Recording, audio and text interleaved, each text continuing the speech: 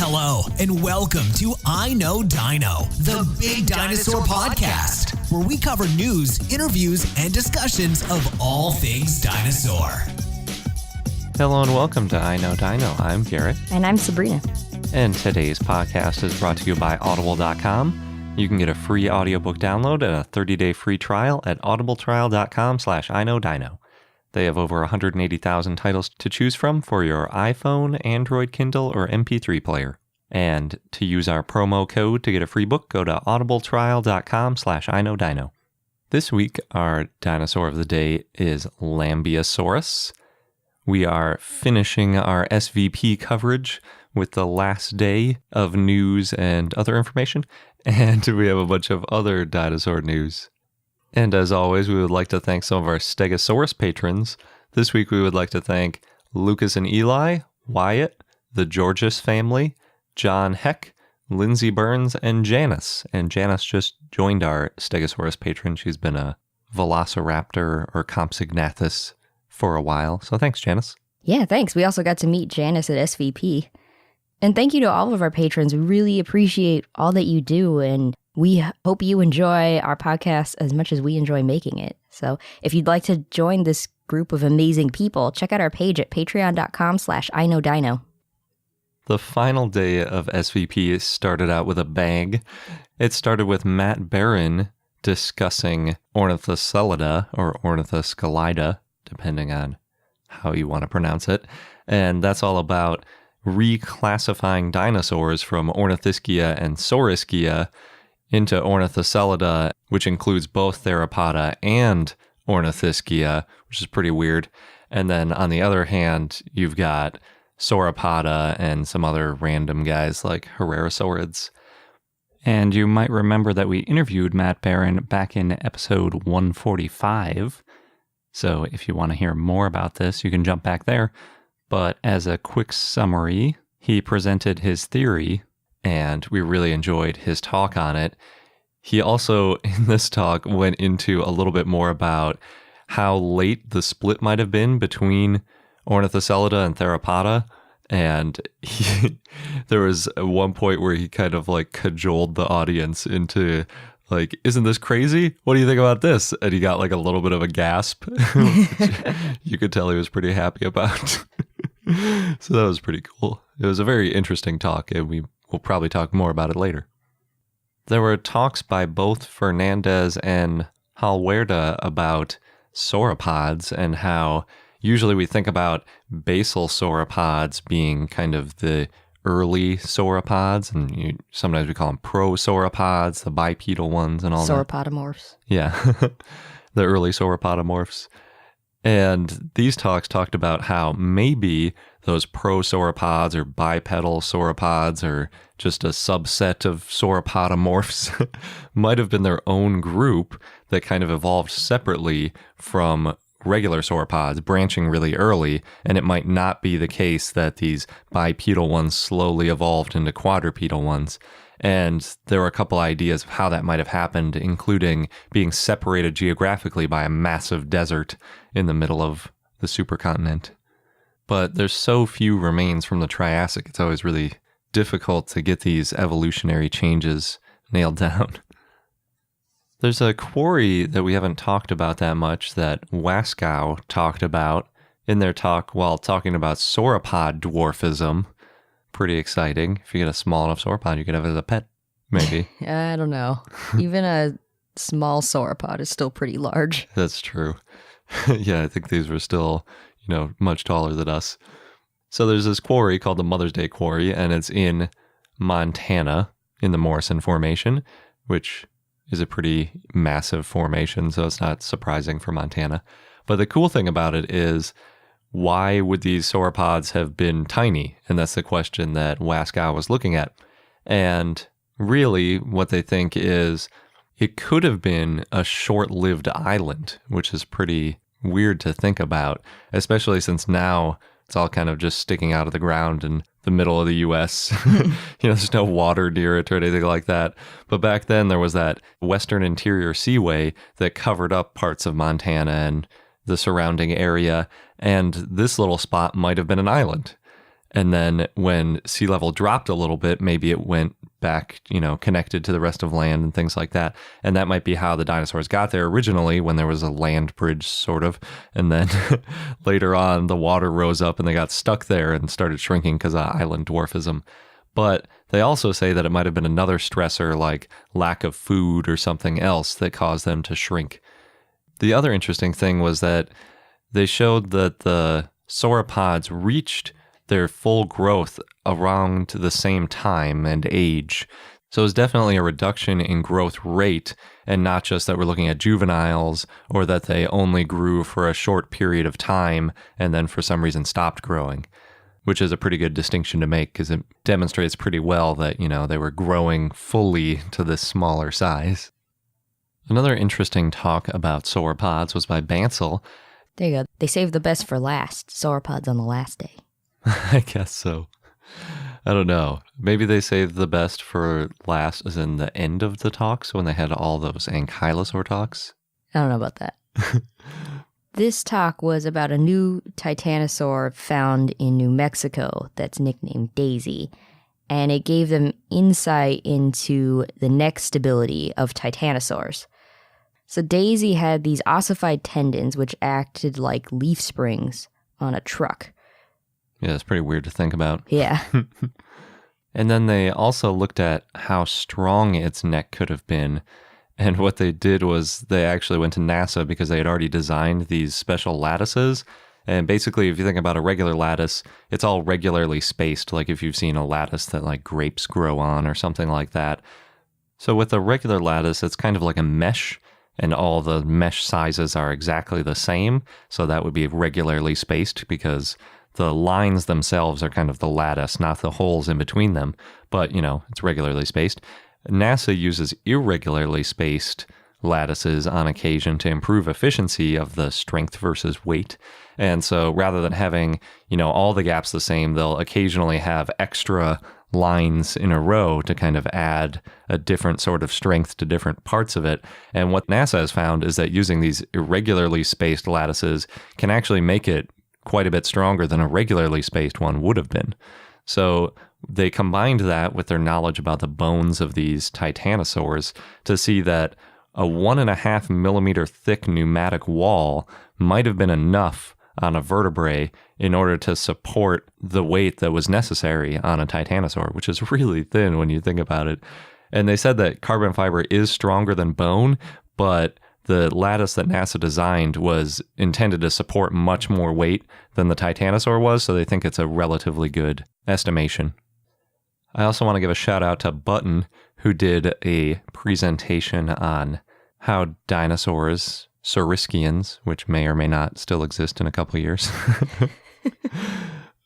developed herbivory multiple times. And the reason I really like this talk is he did principal component analysis, but he actually showed the components, which was pretty rare in the talks. So that was nice, because if you're familiar with this statistical technique, basically you end up with these combined variables. So you have one axis will be like a fraction times the weight plus a fraction times, the jaw length and all this kind of stuff. And then the other axis will be some other combination of characteristics.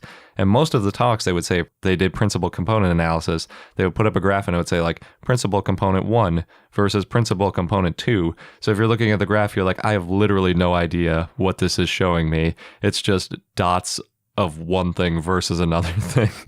This was one of the only talks that actually showed what the principal components were. So I really appreciated that.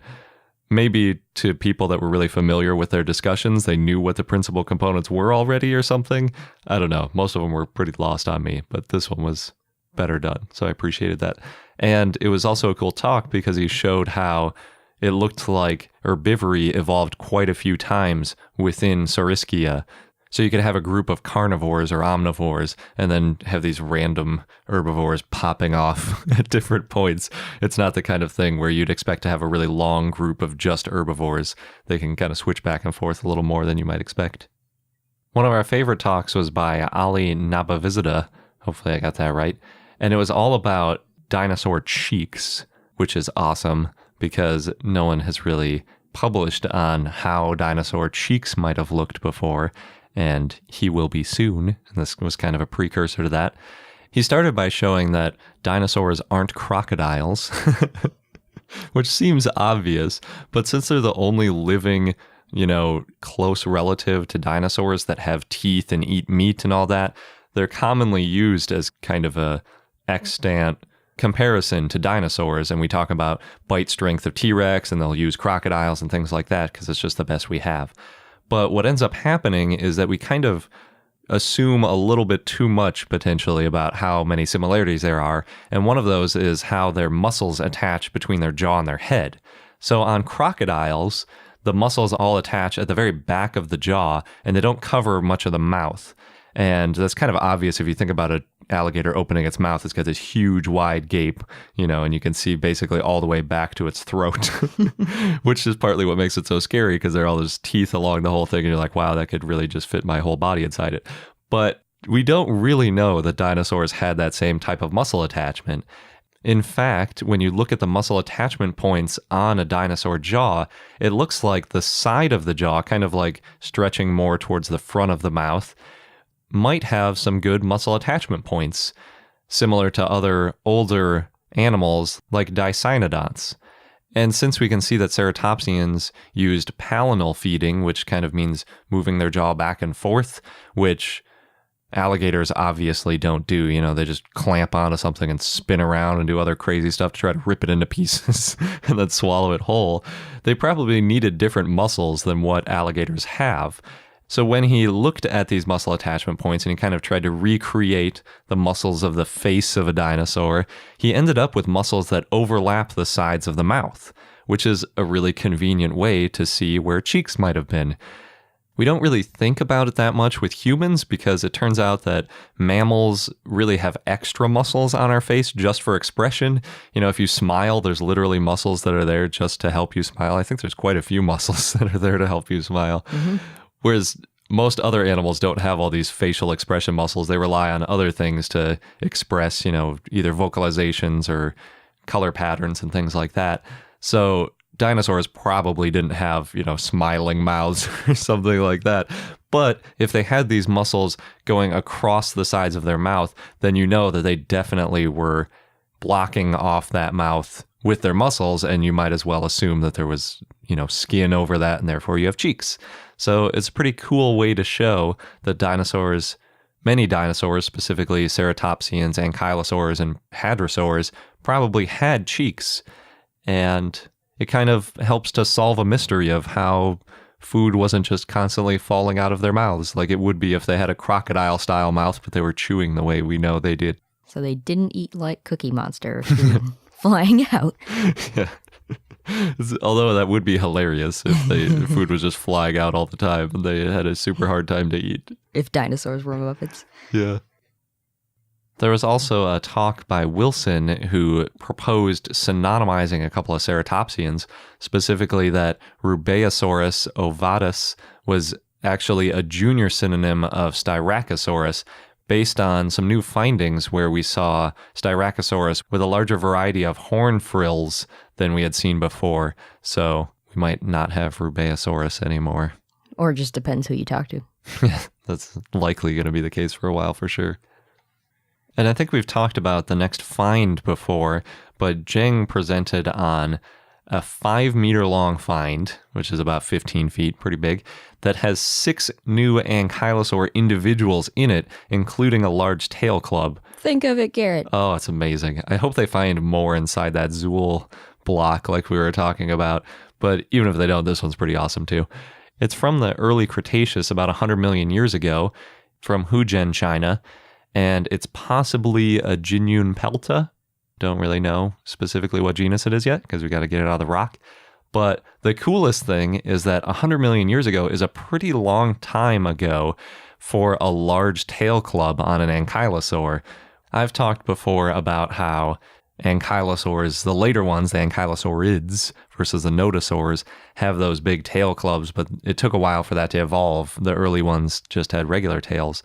So 100 million years actually pushes back that big, beefy tail club weaponry earlier than we knew about it before. So that's pretty cool. There might be more ankylosaurs with tail clubs. I'm all about those tail clubs. I know. And like I just said, Victoria Arbor presented on Zool, and I already spoiled it, but there might be a second Zool underneath the big one, and that's not that surprising because it's one of the largest blocks, if not the largest block ever taken out of a quarry to be prepared. I think it was, 30 or 35,000 pounds, something just insane. So they found one squamosal horn so far from this potential new Zool underneath it. And squamosal is kind of the back of the head, those little spikes that ankylosaurs have back there. The ones that make it look like Zool, in fact. And she also went into some other details about Zool, including that it had an asymmetrical tail club, which is pretty weird if you think about walking with a tail behind you, having it lopsided because it's got a much larger bulge on one side of the tail than the other would be kind of weird. And the coolest part was that there were spikes along the tail, that handle of the tail, they call it. It's kind of the stiff part like a bat up to the club at the end. And she thinks that it's likely that lots of ankylosaurs had these spikes along the handle of the tail, but we just haven't seen them because they're not preserved as well as Zool is. Another feature that makes ankylosaurs awesome.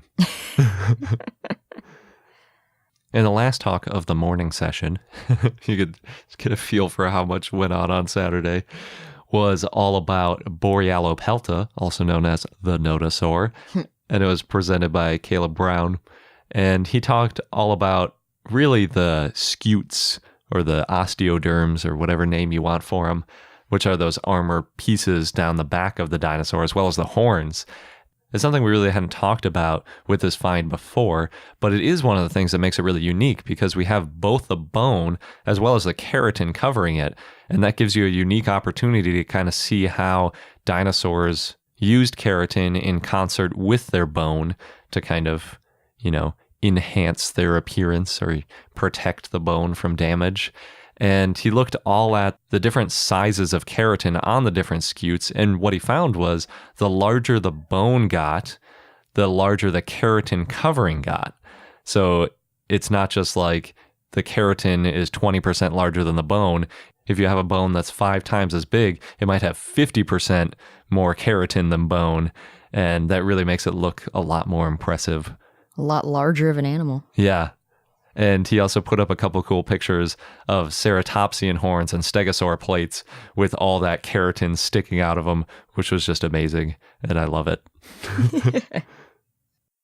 There was a talk by Smith about how the Chicago Field Museum is getting an Arctic dino exhibit in June of 2018, and we've talked a little bit about that before. Yeah, I really want to go to that. Although I want to go to that Jurassic World thing that's there now. And I also want to see that new Titanosaur that they're going to put in. The Field Museum. A lot of good reasons to go. Yeah, they're doing too much. There's a talk by Fabry about bone microstructure in quote-unquote fish-eating habits in Spinosaurs, which is a pretty good title for an abstract.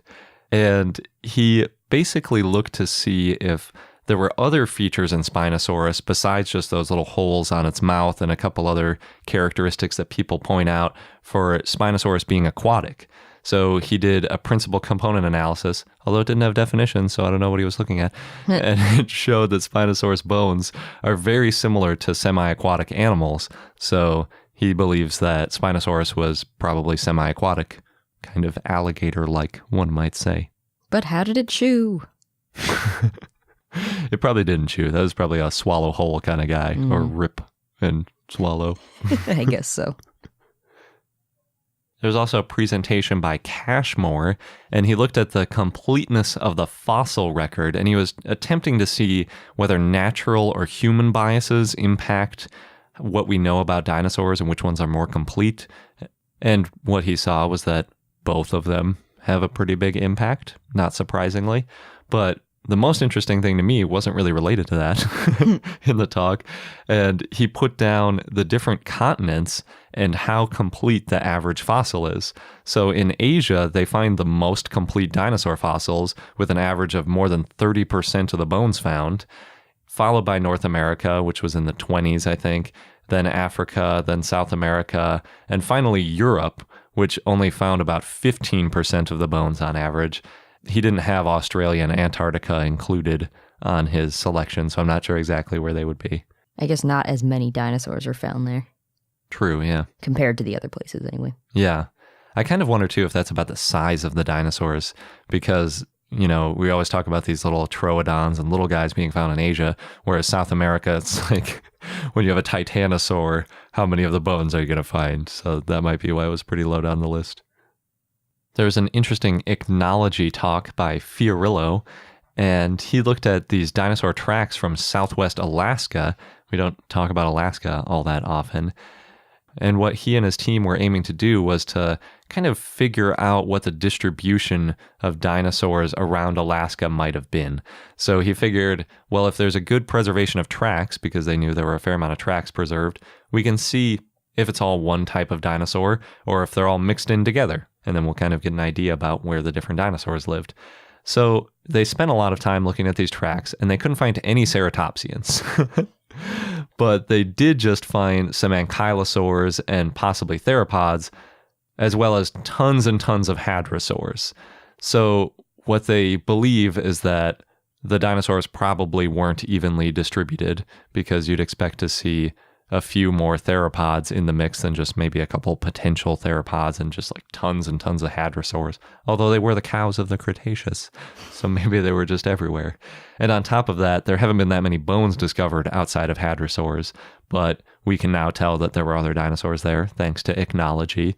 And then he also went into part of how they collected these prints, which in Alaska is non-trivial because you have to fly in.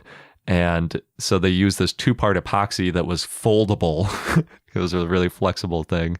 And it was also water resistant, which they didn't really know at first, but they were out, you know, kind of in tide pool areas when the tide went out, and they would put this epoxy on top of a print so that they would have a cast of it. But then the tide came in at one point and they had to run back inland, and they have pictures of it where all you can see is the print cast sticking out of the water, and then where you can't see it at all because the tide completely came over the top of it, but it still worked out. So it was almost like an ad for that epoxy. It's pretty cool. And the last talk on Saturday, we finally made it. There's still posters though. That's true. Was by Tanaka. And it was all about how dinosaurs could live in different areas depending on what type of eggs and what kind of nesting behavior they had. So what they started with was figuring out what kind of dirt or sand dinosaurs use, meaning chickens and other living birds, depending on what kind of incubation they use with their eggs, because not all birds brood. They don't all sit on their eggs. There are some birds that actually bury their eggs. And all the eggs have to be kept warm. So there are 4 different ways that they talk about doing it. There's brooding, which is sitting on the eggs. There's burying them with some compost that decays. There's also burying them near a sunny spot. So you're using solar radiation to keep them warm. And then finally, you can bury them near a geothermal area, like a hot spring or something. And that would keep them warm. And what they found was that geothermal and solar radiation burying, they usually use sand, because I guess that's either what's around or that's easier to dig in, or whatever reason. I guess it works better with that type of nesting. Whereas microbial decay typically uses soil, which kind of makes sense if you think about it. If you have a compost, you need some dirt there to kind of keep it going. But then brooding can use either soil or sand. Luckily, those eggs are quite a bit different since they're exposed to air, and you can often find traces of the nest. So there's another way to kind of identify that one.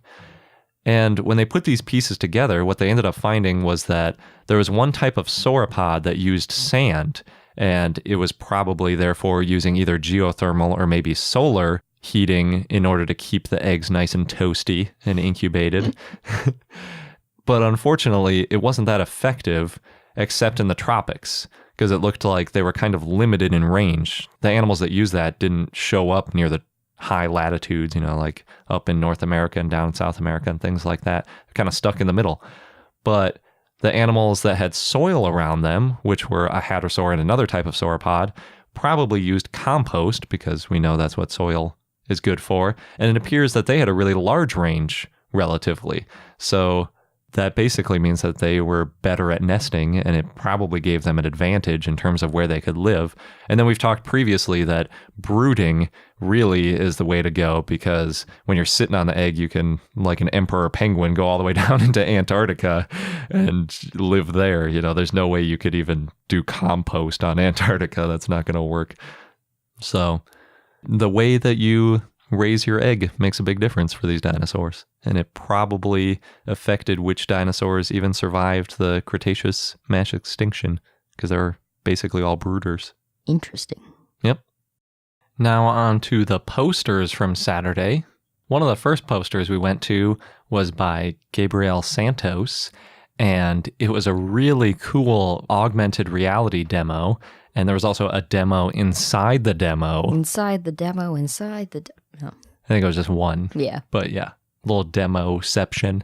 And it was basically set up so that you had a phone and you could use your own phone. And it was a free app, and it's apparently free for the museum as well. And he is from the ALF Museum. Yeah, I think they were the only ones where we saw a demonstration of this technology, but it is open for anybody to use.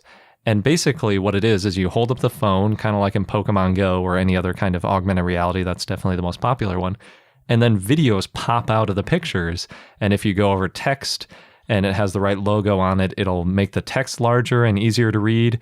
And you can also change the language on some of them. There's also subtitles for some of the videos in various languages. And sometimes you can even change the language that's being spoken over the video.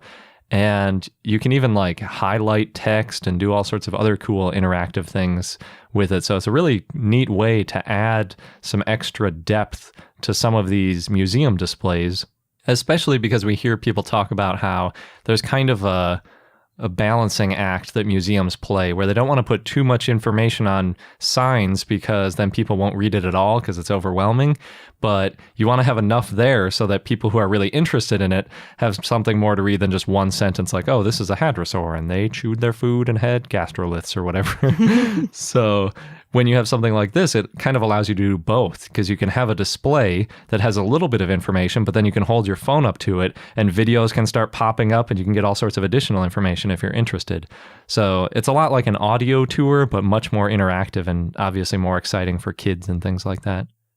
We mentioned in an earlier SVP coverage episode that there was a 3D print which got buried and it was yellow and then it had a black coating. So once it was buried and you're excavating away from it, you could see where you made mistakes because you would chip off some of the paint and expose that yellow simulated fossil underneath it. There was also a poster by Joanna Northover, and she made cast replicas of fossils and buried them out in the field. It's like the next step. Exactly. It's like another level up. Like you could imagine training people on these small kind of desk scale models and then, you know, doing the real cast replicas rather than 3D prints. And I believe this is actually at the Royal Tyrrell Museum. And I'm just going to read what they put in their abstract because I think it's a great summary. It says, quote, "The current site consists of robust cast material, which is anchored in concrete and then embedded directly in the sediments and rock of the Badlands. The finished site is covered with a mixture of dental plaster, paint, and sediments to create the simulated matrix that participants will remove using real tools such as owls, brushes, and dental picks. The permanent nature of this dig site means the program can be offered indefinitely in the same location as long as appropriate site maintenance is completed each year.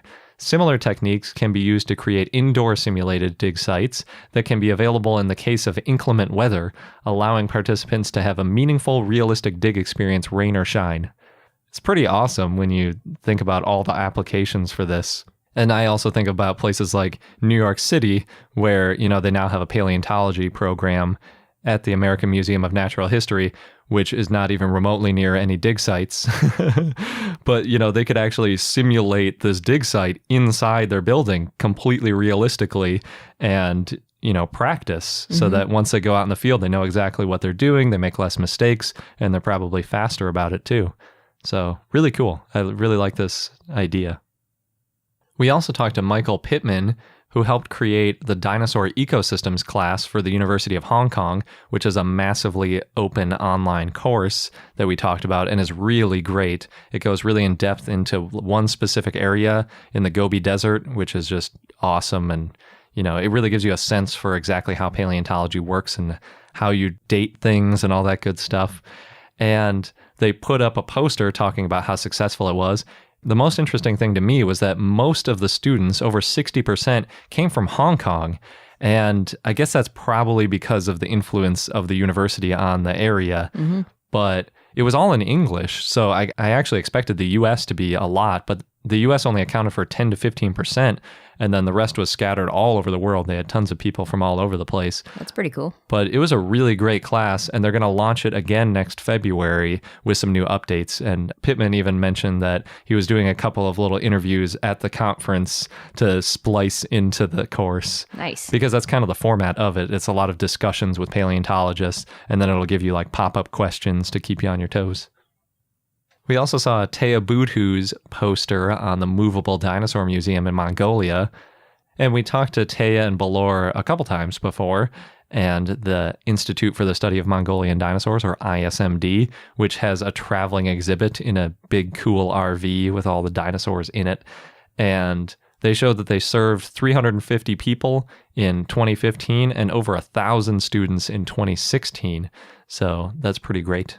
And they have much more exciting plans like we talked about before. And last we talked to Hastings about comic books and dinosaurs. This was like one of those really fun, more topical kind of posters. And what he did was he sampled over 100 comic books, and he used kids to help him research the poster. And basically what he was doing was looking for common issues with dinosaurs in comic books. And it mostly broke down into pronation, which is where the arms are basically. So the arms are faced like they're about to give a hug. They're faced kind of inward towards the chest. They're not faced like they're about to spring on top of something, like a cat pouncing with the hands facing the ground. Most dinosaurs couldn't actually rotate their arms in that direction, but it's very common to see, especially T-Rex kind of depicted that way. But then there's also their teeth are often very wrong. There are sharp teeth on things like sauropods all the time.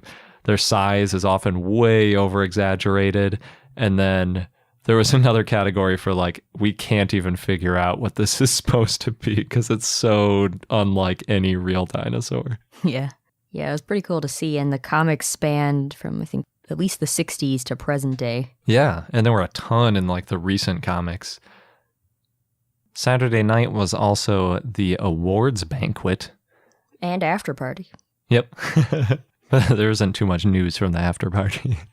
No, except for somebody in the inflatable T-Rex costume dancing around. Yep. Maybe we should start bringing ours to join in the fun. Maybe. So at the awards banquet, there were a lot of awards, as one might expect at an awards banquet. But we're only going to mention the ones that are related to dinosaurs for obvious reasons. So first up was the Albert E. Wood Student Research Award for Collections. And that was given to Spencer Hellert for patterns in evolution of flightless birds. And I think by for collections, it meant that it wasn't something that was found out in the field. It was about using current collections to do research, which is obviously something that sometimes gets overlooked because a lot of times it's not as glamorous to do that kind of work. The Marvin and Beth Hicks Award for Preparation went to Tetsuyo Sato, and he got it for molding and casting Triassic marine fossils, but he's also worked on Triceratops and some other dinosaurs. So it's kind of a aggregate award. Then there was the Brian Patterson Memorial for Innovative Fieldwork, and that went to Adun Samathi for Theropods in Thailand. Yeah, that's pretty cool. We've talked a little bit about the new discoveries there. There was also the Lasendorf National Geographic Paleo Art Prize, which went to Mark Hallett for scientific illustration for his book, The Sauropod Dinosaurs. Yeah, and this is the first year that the Paleo Art Prize is sponsored by National Geographic, and they get all sorts of cool stuff. Like, I think there was a monetary award, And they also get featured in National Geographic. And they also act as your agent if you want them to. Yeah. To sell rights to other publications for Yes. your work. It seemed really great. And Yeah. I think that applied to a few of the next awards as well. For 2D art, the award went to Sergei Krasovsky for The Dinosaurs of Burgos. It's probably not how you say it because it's Spanish, but really cool illustration, mostly of sauropods. For 3D art, the award went to Esben Horn and 10 Ton Studios, which is based in Copenhagen in Denmark, for their work on Archaeopteryx and creative recreations. And they also had a booth at the conference, and they were showing off some of their little tiny reconstructions. And they had like little insects and things. And it was funny because a lot of them were scaled up. So Yeah. we're used to seeing dinosaurs at like 1:16 scale, but these were at like 50:1 scale. And they took a flower and the little hair kind of things, and then they used those little fuzzy points as like antennae and things on little insects, and just did super realistic recreations. Yeah, it's really great. There was also the Taylor and Francis Award for Best Student Article in Journal of Vertebrate Paleontology, and first place went to Ornella Bertrand for work on rodents, but second place went to Christopher Griffin from Virginia Tech University for his article, The Femoral Ontogeny and Longbone Histology of the Middle Triassic Dinosauriform Acylosaurus kongwi and Implications for the Growth of Early Dinosaurs. And Chris also got the Colbert Student Poster Prize for Best Student Poster Presentation at SVP. Was that for the same thing? No, this had to do with mammals, Who cares about mammals? Except, says the mammal. yeah. There was also the Joseph T. Gregory Award for Outstanding Service to the Welfare of the Society, meaning SVP, and that went to Hans Dieter Sues from the Smithsonian Institution in Washington, D.C. Yeah, apparently he's written over 150 articles about Mesozoic tetrapods, which is pretty impressive. Yeah. And the picture they used for him was from the March for Science in DC while it was raining. So it was almost like, good job getting out in the weather and supporting paleontology. Then there was the Alfred Sherman Romer Prize for Outstanding Scientific Contribution in Vertebrate Paleontology by a predoctoral student, and that went to Aaron LeBlanc from the University of Alberta. He actually worked on mammalian teeth, but he's also worked on hadrosaurs. Probably their teeth, too, I would guess. Then they gave out an honorary membership, as they always do, which basically means that you're a lifetime member from then on for SVP. And it's for just being a really distinguished vertebrate paleontologist. And it went to Louis Jacobs, who has done a lot of work in Angola, Africa, and the dinosaur Corythoraptor jacobsi is named after him. He was the one where, when we talked about the discovery of Corythoraptor, we said that, like, most of the people on the paper were taught by him. So that's why they named it after him. So pretty cool. And the last award of the night was the Romer Simpson Medal for Lifetime Achievement in the Field of Vertebrate Paleontology. And that went to Phil Curry from the University of Alberta. And he very much deserved it. Yeah, he's also a member of the Royal Society of Canada and the Explorers Club. He's written over 250 articles, not to be outdone by Hans Dieter Sues.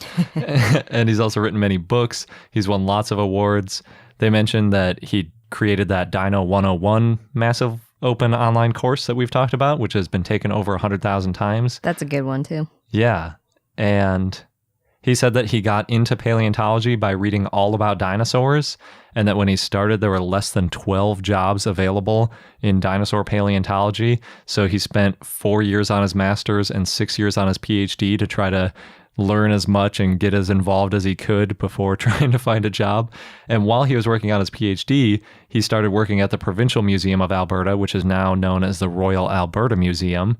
And then shortly thereafter, he founded the Royal Tyrrell Museum. So pretty iconic in terms of Alberta paleontology and Canada paleontology as a whole, and therefore just everybody paleontology. Everybody wins. Yep. And he had one of my favorite quotes. He mentioned that he wasn't going to thank a lot of people by name because, quote, I'm not so good at remembering names anyway, unless they end in Saurus. Yeah. And I'm going to start using that because I'm also not that good at remembering names unless they end in Saurus. So that was it for awards. And SVP. Yep. So again, we really want to thank all of our patrons for helping us get to SVP this year. It is a place where we do a ton of learning. We probably do as much learning in that 1 week as we learn in 3 to 6 months from digging through papers, because it's so dense and you get all of these little 15-minute gems from the experts and they outline everything you could possibly need to know. You can ask them questions directly. Yeah, that's true too. And also just have discussions with people so you can get immediate feedback. It's really great.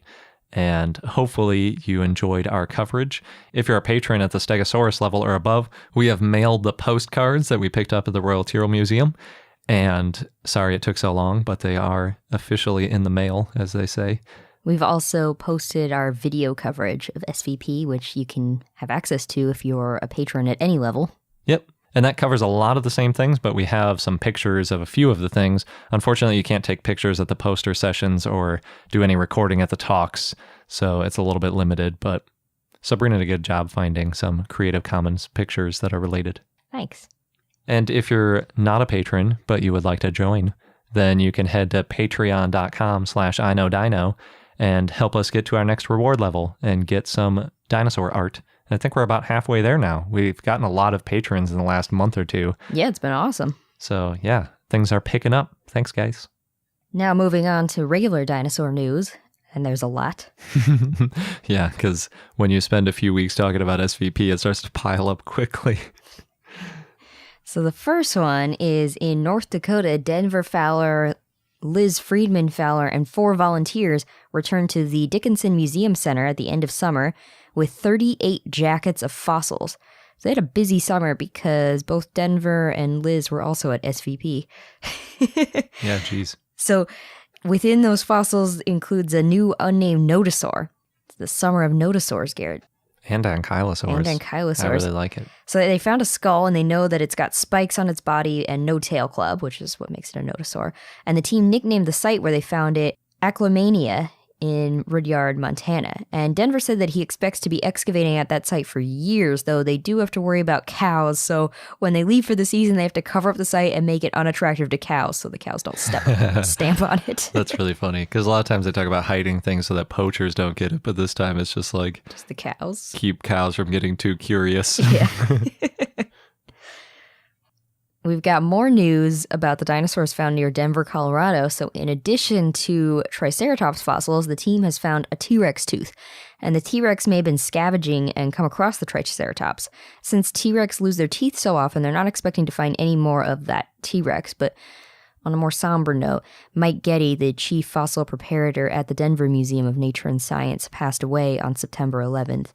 He became ill while working on the Triceratops excavation, and he was only 50 years old and had been at the museum for 4 years. But he was already well-loved and was really great at recruiting and inspiring volunteers. Yeah, it's nice that he got to do one more big find, for sure. And in reading about him, it sounds like he touched many lives. There's a new dinosaur trackway that's been found at a coal mine near Chetwynd, British Columbia in Canada. So geologist Dan McNeil helped discover the tracks when monitoring wells in the Brule mine, and he saw a line of indentations, and they're thought to be an ankylosaur trackway. There's at least 8 deep hindfoot impressions and then smaller, shallower forelimb impressions. The age of the rock's about 115 million years old in the Githing Formation. In Fruita, Colorado, Dinosaur Journey has a new 70-million-year-old hadrosaur leg bone hand-delivered from paleontologist Josh Smith, who led a July excavation in Palisade Plunge, and he lugged the bone from his truck to a free spot on the troughs where museum volunteers tend to dinosaur bones. On another note, Dinosaur Journey is looking to raise money to buy a 4x4 truck to haul fossils from dig sites to the museum. Unrelated note. I actually found 2 totally separate articles about this, but it seems like maybe one led to the other. They're looking to raise $30,000, and we'll post a link so you can learn more. We've got some news about Dippy, the Diplodocus. He's making his way to Dorset on his national tour in the UK, so tickets will be available starting October 1st on the Dorset County Museum website. Tickets are free, but visitors are encouraged to get tickets as soon as possible because it's on a first-come, first-served basis, so if it gets filled up, you might not be able to see Dippy. And the Dorset County Museum is predicting the exhibit will break their box office records. There's a lot of schools that have already pre-booked. Nice. Yeah. Yeah, I guess if you get one big school group through, that does a big dent on your box office. Yep. Next, artist Ray Troll has worked with Kirk Johnson from the Smithsonian Museum of Natural History to create a new exhibit at the Anchorage Museum in Alaska that visually tells the story of Alaska fossils, and it's called Cruisin' the Fossil Coastline. And there's going to be a companion book to go with it, which documents Troll and Johnson's travels along the West Coast hunting for fossils. So the idea is to let people know how science is fun and accessible, and anybody can be a citizen scientist. So the exhibit has sculptures, including one of Pachyrhinosaurus, fossils, paintings, maps, and a trilobite couch. What? There's a couch shaped like a trilobite. I'm trying to imagine like how comfortable that would be. It seems more like a bench. It did look benchish. Huh. But who knows? So the exhibit's on display from now until September 1st of 2018, so plenty of time to see it. Yeah. Only 11 months. Up in Alaska.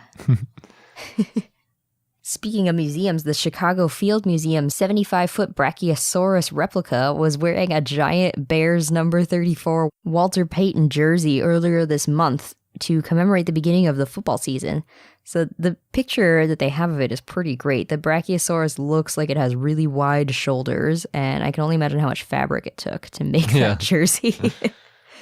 And that Brachiosaurus, by the way, was first discovered by Elmer Riggs, a paleontologist at the Field Museum back in 1901.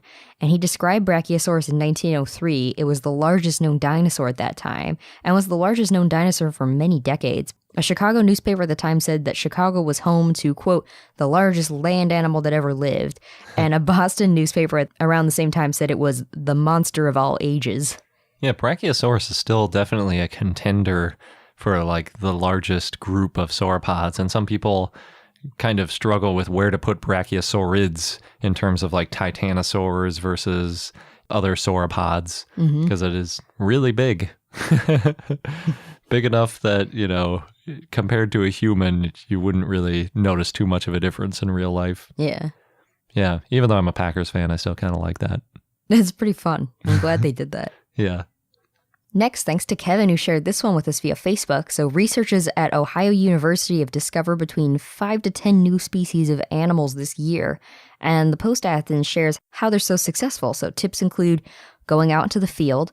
Paleontologist Patrick O'Connor has gone to Tanzania, Madagascar, and Antarctica, and they also work with others out in the field, and they look at and dissect modern relatives and compare modern skeletons to fossils they found, and they look for gaps in knowledge about certain time periods or geographical locations.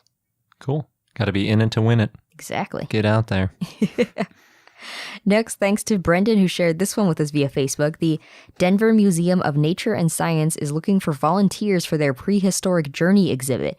And the exhibit shows the beginning of Earth all the way to the modern world, and they have these exploration stations. So the museum's looking for people over 14 years old who can work for a minimum of 20 shifts in a year. And we'll post a link so you can learn more details. If you live near there, could be a good opportunity. Yeah, for sure. Another cool opportunity is the PLOS Paleo community. Actually, they've got a few opportunities. So they're currently looking for a freelance paleo science writer to write press releases and research news stories, as well as someone in the Washington, D.C. area who can help represent the community on October 11th for National Fossil Day. And we'll post a link so you can read more on those details. From now until November 5th, Fundación para el Estudio de los Dinosaurios en Castilla y León is accepting illustrations for its international contest of dinosaur scientific illustrations, and anyone can participate. This is pretty cool. So submissions, they have to be original and unpublished, and you have to include the name of the species, the ecosystem, or the site in the title. Artists can submit as many works as they want, either via snail mail or email. And paleo illustrators and paleontologists will decide the winner on November 20th, and all artwork accepted will be put on exhibit. There's 3 prizes, and first place is €650, and we'll post a link in case you're interested. Yeah, I'm excited to see who wins. There's so much good paleo art. Mm-hmm. Next, Victoria Arbor wrote about the prehistoric park at the Calgary Zoo as an example of how zoos incorporate evolution into their exhibits. And that's actually something I hadn't thought about before. Yeah, that's true. Pretty cool. It does seem obvious after they mention it, though. So the Calgary Zoo has had dinosaurs since the 1930s, when prehistoric park was known as St. George's Island Natural History Park. And they had these concrete dinosaur sculptures, but most of those sculptures are no longer around. In the 1980s, a new area was constructed for Prehistoric Park, and they put in models which were replicas from the Sinclair World of Dinosaurs exhibit from the 1964 World's Fair. So dinosaurs include a T-Rex, Ankylosaurus, Edmontosaurus, and Centrosaurus. And there's also signs that explain some dinosaur facts and help link evolution, dinosaurs, and animals at the zoo. According to Victoria, though, Prehistoric Park isn't as effective as Elephant Odyssey at the San Diego Zoo. I actually haven't seen either, so I don't know, but it's still cool and popular with visitors. Yeah, I've been to the San Diego Zoo, but there's so much there. I don't remember that part. Could be new, too. Speaking of zoos, though, the Phoenix Zoo in Arizona will soon have dinosaurs in the desert. This exhibit is coming in early October, and visitors will be able to see 23 dinosaurs in a self-guided walk that will take about 25 to 30 minutes to do. Zoo members will be able to see the exhibit between October 3rd and 5th, and then it's going to be open to the general public starting October 6th. The exhibit costs $5. The dinosaurs there are going to be animatronic, and visitors will also be able to sift through a fossil dig. Dinosaurs in the exhibit are painted like Arizona desert animals, which is pretty cool. So that includes Carnotaurus, painted like a jaguar, Edmontonia, painted like a Gila monster, Coelophysis, painted like Gambel's quail, Diabloceratops, painted like a desert spiny lizard, and Sittipati, painted like a Chiricahua leopard frog. And these designs came from over 1,000 entries, and there's going to be 2 grand prize winners. That's a pretty cool way to get the public involved. Yeah, I think I only know what a jaguar and a Gila monster look like. I have no idea what a Gambel's quail, a desert spiny lizard, or a Chiricahua leopard frog looks like. To visit the Phoenix Zoo. I guess so. I assume that the leopard frog looks like a leopard, but... If anyone visits, please send us pictures. Yeah, for sure. In Plant City, Florida, Dinosaur World's 40-foot-tall fiberglass T-Rex continued standing tall even after Hurricane Irma hit, so that's pretty awesome. The T-Rex has been there since 1998, and Dinosaur World, they had some flooding and at least one power line went down, as well as broken fences, but all their 150-plus dinosaurs survived the storm and were intact, and they were able to reopen their park pretty quickly within days after the storm. Cool. I think if they were animatronic, it might have been a different story. Could be, yeah. I think they've had trouble with other storms in the past. In Oklahoma, a mother and her 18-month-old son had a pretty touching moment with an older gentleman. So the son, whose name Owen, is apparently very friendly and likes to talk to everybody. And the mother, Alyssa, and Owen were killing time in a Target, and Owen was playing with 3 dinosaur stuffed animals in his cart. And then he said hi to this older man as the man passed by, and the man stopped and started playing with the dinosaurs with Owen. And then he gave Owen $20 and told Alyssa, with tears in his eyes, quote, "I just lost my 2-year-old grandson last week. You take this money and buy this boy all 3 dinosaurs." And then he walked away. So Alyssa posted about the encounter on Facebook to share how there's good in this world. So I consider that another kind of heartfelt dinosaur story and how that brings people together. It's bittersweet, but still touching. Next, Bill Cook, a retired contractor who now repairs instruments, has created a 7-foot-tall, 18-foot-long dinosaur made out of instruments. It's pretty cool. So he used 45 broken instruments, mostly tubas and saxophones, and he's using the sculpture to promote a local school's marching band concert. He's actually one of the directors for the marching band, and the theme this year is Jurassic Park and Star Wars. The dinosaur is named Brassy. It took him a week to build. It only took a week. Wow. Yeah. Even being 7 feet tall and 18 foot long. That must have taken a lot of tubas and saxophones, too. 45 instruments. I wonder how he had that many laying around. Maybe they're just like old and kind of, rusted or something. So. Could be. Yeah, he said they were all broken. Yeah. Next, Lori Farrell, mother of a kindergartner named Molly, dressed up in an inflatable T-Rex costume to send her kid off on her first day of school.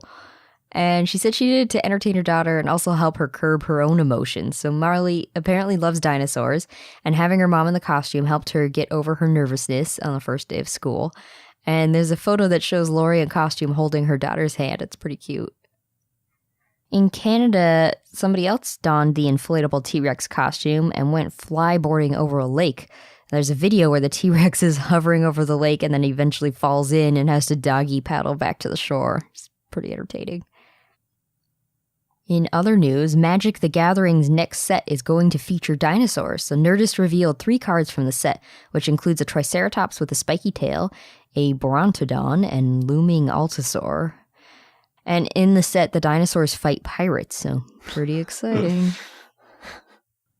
Daily Dot reported on a dinosaur crust cutter. It's called the Dino Bites Sandwich Crust Cutter, and it'll turn your sandwiches into mini sauropods. The cutter costs about $7 on Amazon, but I think they make all sandwiches better. Yeah, it looked like it used the sandwich pretty effectively, too, because it's kind of like 2 interlocking sauropods, so they make up a square. Yeah. It's kind of just like triangular cut, but slightly dinosaur-shaped. And next, Animal Planet is selling a Triceratops dog costume. This might be the best dog costume I've seen. It cost $8.50 on Amazon and basically gives your dog a brownish purplish frill complete with 3 horns. And it's got a Velcro strap that attaches under the dog's chin. And all the dogs in this costume that I saw in pictures look pretty okay with the headdress. Now, some of them are looking at the camera like, what are you doing to me? But they appear to be sitting pretty still, so they must have been calm. Was that from the advertisement?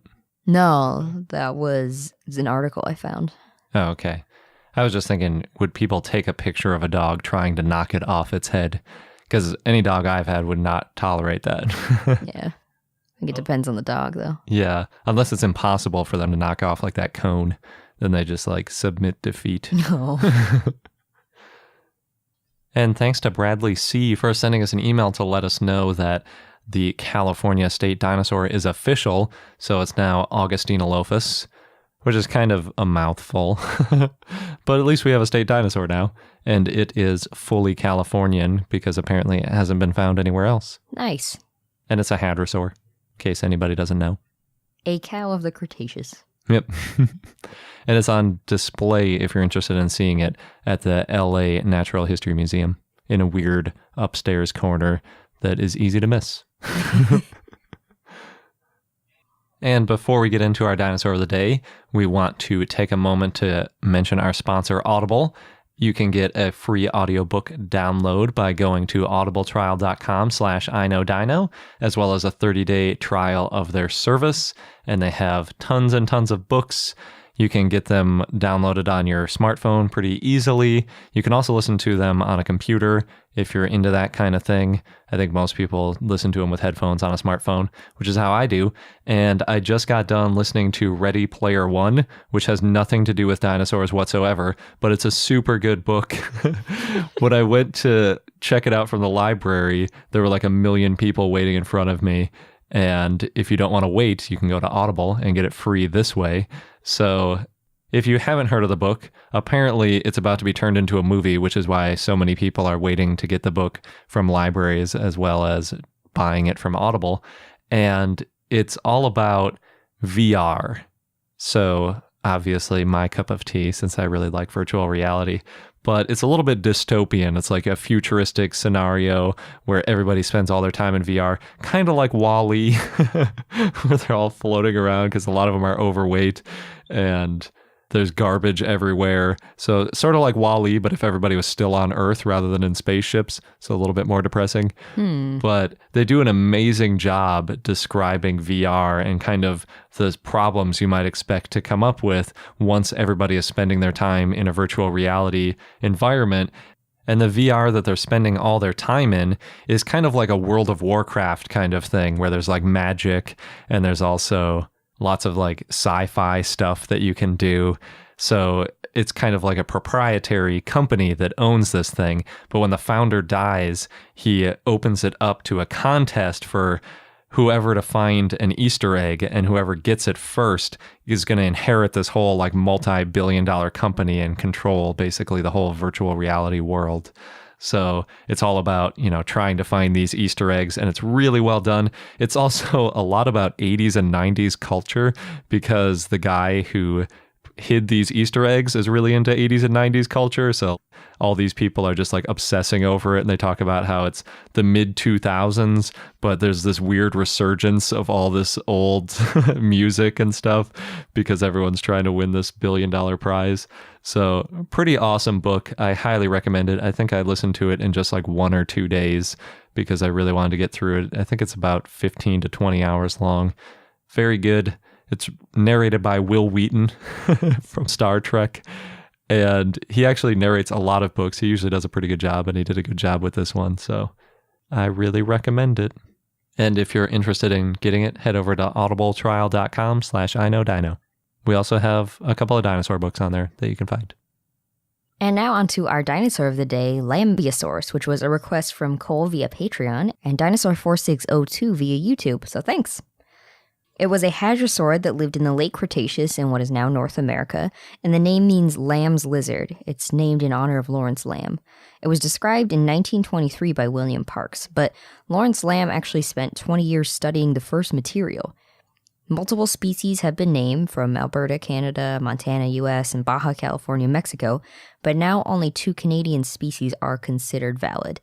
As you might expect, it does have a long history, as many of the dinosaurs who were named early on do. Yep.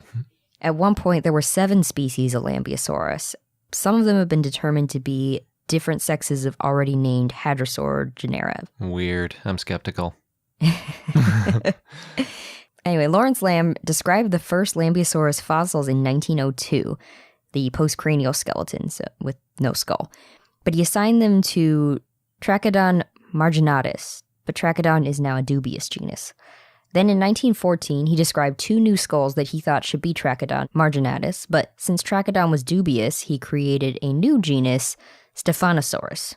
The skulls came from around the same area as the Trachodon marginatus fossils, so it means they could have all been the same type of dinosaur, but it's not for certain.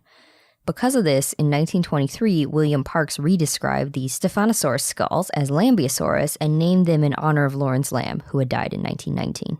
A number of fossils that were originally classified as other dinosaurs have now been determined to be Lambeosaurus.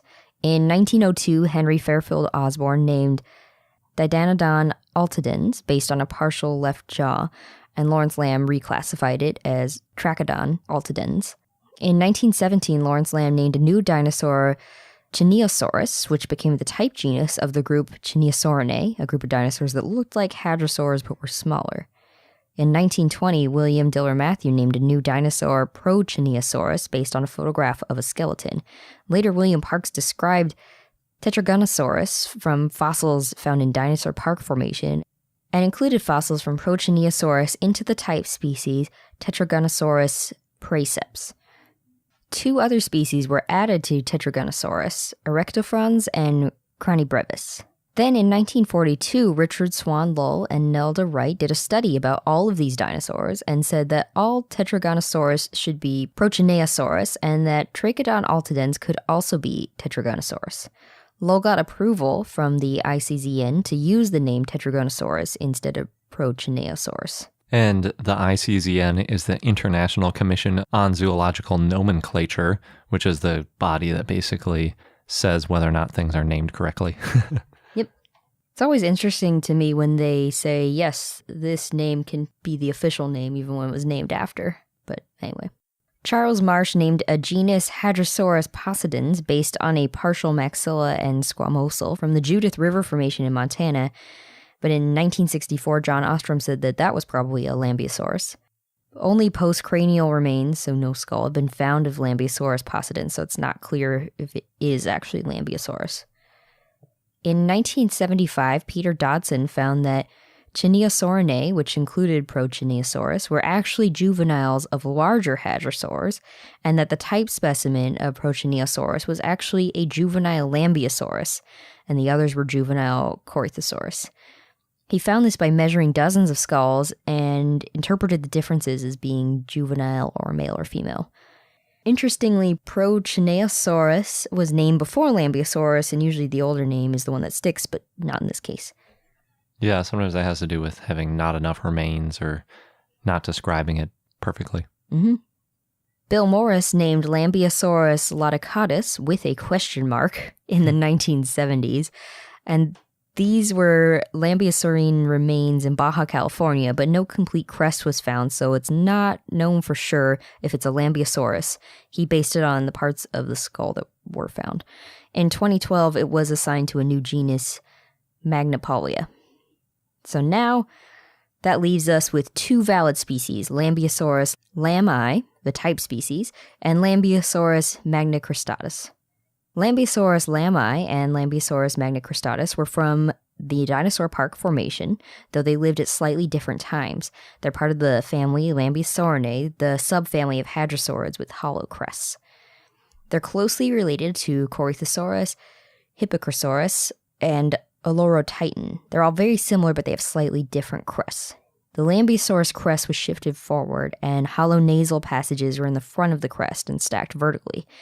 The crest is also a little bit different in each species of Lambeosaurus. Lambeosaurus lami had a crest that was hatchet-like in shape in adults, and shorter and more rounded in specimens thought to be females. This hatchet blade is in the front of the eyes, and they had two sections. There's an upper portion of a thin, bony coxcomb that developed right before adulthood, and a lower portion that had hollow spaces that were part of the nasal passages. They also had a handle, quote-unquote, that was a solid, bony rod that went over the back of the skull.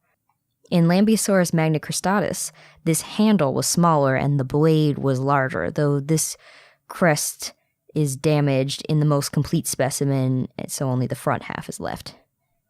There's a few theories about what this crest was used for. One is that it was like a snorkel or air chamber, so Lambeosaurus could keep its head underwater for long periods of time, but that would mean it was often in water and doesn't explain why Lambeosaurus crest looks different from other Lambeosaurines.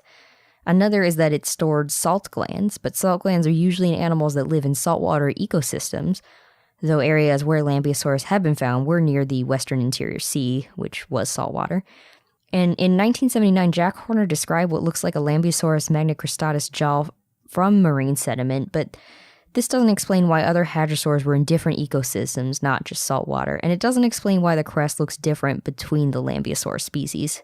Those are some pretty far out there theories. The snorkel one is just I think wackadoo. That was one of the first. Yeah, that sounds. It reminds me of the sauropods, where it's like they needed long necks so they could stand on the bottom of the lake and get their head out of the water.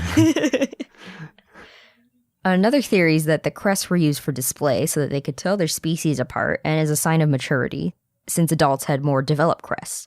Also, specimens scientists think are females have more rounded crests than males. That always seems like circular logic to me, though, because they're arguing that they are females based on the shape of the crests, and then they point out, like, oh, look at these differences in the crests. We have these two groups, but they could just be different species. Could be. Because with birds, you see that kind of thing all the time, like a slight difference in coloration, and they're different species. Yeah. I don't know what other factors make them think they're females versus males. Yeah, that's true. Probably most popular theory now, though, is that the crest may have been used to create sounds. Yeah, that's a cool one. Yeah. And we've even seen a recreation of the sound of Parasaurolophus based on the shape and size of its nasal cavity. Yeah. Although there could have been soft tissue in there, so it's a little guessy. It's always guessy. Yeah, that's true. So Dodson suggested that Lambeosaurus had sexual dimorphism based on their crests. However, David Evans and Robert Rees re-examined the skulls Dodson had looked at and suggested that it was too small of a sample size and there was an incomplete fossil for Lambeosaurus magnicristatus. Right on. So Dodson had looked at only two individuals of Lambeosaurus magnicristatus, and he found that one of them had a larger crest, and then based on that suggested there was sexual dimorphism, but as I said, one of those crests was damaged. Mm-hmm. Which is what Evans and Rees found, was that the female crest was broken, and that's the only reason it seems smaller, and if it weren't broken, they would have looked the same. So there you go, Garrett. Yeah, statistical power for sexual dimorphism is really hard to get, and I think there was actually a talk, I believe at last year's SVP, where they pointed out that we don't have enough samples of any dinosaur to see sexual dimorphism, and that includes things that we find a ton of, like some of the hadrosaurs where we have like 50 or 60 samples. You still can't tell. So there's other paleontologists, such as James Hobson, who suggested that Lambeosaurus lami were females and Lambeosaurus magnicristatus were males, but these species were not found at the same stratigraphic level. Lambeosaurus was both bipedal and quadrupedal. It had 4 digits on each hand, and the second, third, and fourth digits were together and bore hooves, so they could go on all fours for support if they wanted. That's the craziest thing to me, those hands that are like also hooved. Multi-use. Yeah. So the last digit on the hand was free, and that could be used to help with grip or balance. That's the crazy thing to me. It's like a thumb, sort of, with with a hooved hoof. fingers. They had 3 digits on each foot. Because it was both bipedal and quadrupedal, Lambeosaurus could eat low to moderately high growing vegetation. It had a narrow front of the mouth, which may mean it was a picky eater. It also had batteries at the back of the mouth with over 100 teeth to grind plant matter. Lambeosaurus is about 31 feet or 9.4 meters long. Some scale impressions have been found. They found these polygonal scutes on the neck, torso, and tail on Lambeosaurus lami, and on the neck, forelimb, and foot on Lambeosaurus magnicristatus. Lambeosaurus had a long, stiff tail with ossified tendons and large eye sockets and sclerotic rings, which means it probably had good vision and was diurnal. It also had a strong sense of hearing. This is based on Corythosaurus, a close relative, having slender stapes, which are reptilian ear bones, and large space for an eardrum. Lambeosaurus lived near rivers and floodplains with wet and dry seasons, and other animals that lived around the same time and place include Corythosaurus, though Corythosaurus may have lived earlier than Lambeosaurus, and Lambeosaurus actually may have even replaced Corythosaurus. But other animals included Chasmosaurus and Centrosaurus, ceratopsians. The OG ceratopsians that named the two groups. Edmontonia, a nodosaur, Euoplocephalus, an ankylosaur, as well as the Tyrannosaurs, Albertosaurus, and Daspletosaurus. Quite the variety. Yeah, and some well-known guys, too. Mm-hmm. And our fun fact of the day is that Pangaea, also known as the 7th supercontinent in Earth's history, would have caused very different weather across the continents than we see today. And I was thinking about this because right now, Brazil is all beachy and lovely to visit, I hear. But at the time of Pangaea, you can see it pretty easily when you look at the map. South America was nested inside that western part of Africa. So the northern part of Brazil, where you get, more of the Amazon rainforest kind of situation, was connected to Côte d'Ivoire, or the Ivory Coast, and over to Ghana. And then on the east side, you've got a connection to Nigeria, and then kind of by Rio, I think would be about where Angola is on the west side of Africa. And so that obviously also means that Africa on its western coast didn't have any beaches either. And then Argentina and Uruguay were up against Namibia and South Africa, as well as a little bit of Antarctica, which was kind of tucked in below Africa. And then the other part is that the curve on the east side of North America that goes from Florida up to Newfoundland would have blocked off the rest of West Africa. So you kind of have South America tucked into the bottom part of Africa and North America blocking off the top of Western Africa. And so nobody gets beaches, like none of the beaches anybody likes. And then there was no Caribbean Sea, because if you think about it, like the Caribbean should have been in the mix somewhere, but the Caribbean Sea didn't form until like 160 to 180 million years ago.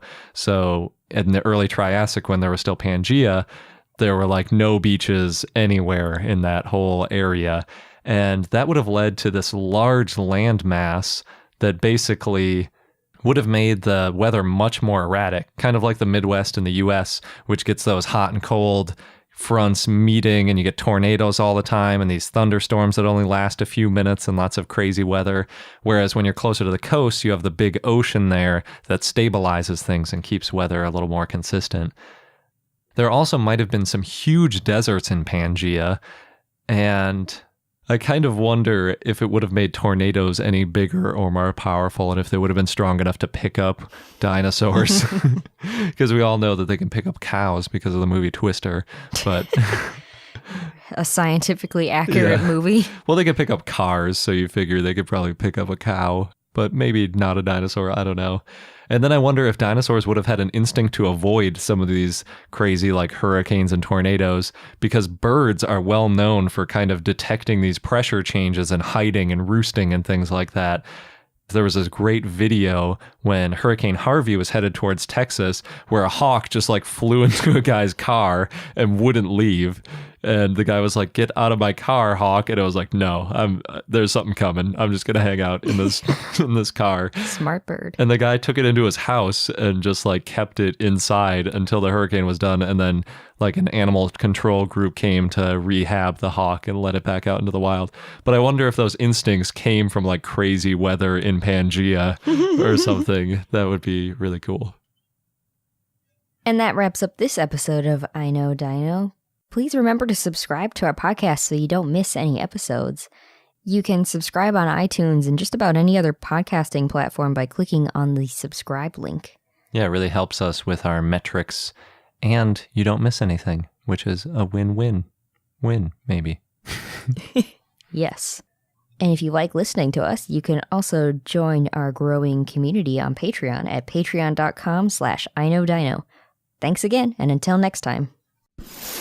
Thank you for listening to I Know Dino. If you have any questions or comments about dinosaurs, we'd like to hear from you at plesiosaur@iknowdino.com. And for more information on dinosaurs, go to iknowdino.com or follow us on Google, Facebook, Tumblr, or Twitter at I Know Dino.